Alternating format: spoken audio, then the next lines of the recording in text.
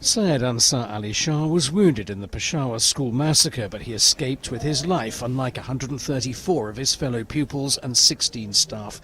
A year on, he's still undergoing treatment for his injuries. I was shot twice in my arm. I've had 3 or 4 operations, but I still need further treatment. Umar Khan's education was set back a year because of his injuries. I was shot in both my wrists and I wasn't able to give my papers. I was in hospital at the time, the Aga Khan in Karachi. When the exam started, both my hands were in plaster and I couldn't write.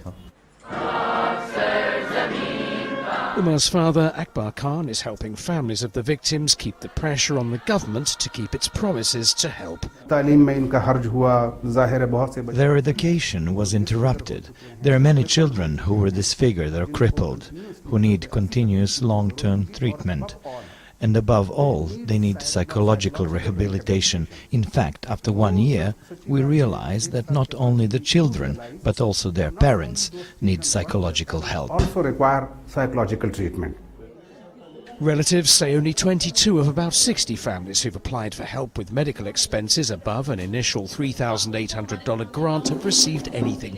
Some say the provincial health department is now demanding the return of any of that initial grant not yet spent. For some of those whose children died in the Taliban attack a year ago, the grief isn't getting any easier either. Aurangzeb Khan's 16-year-old son Hassan was among the dead.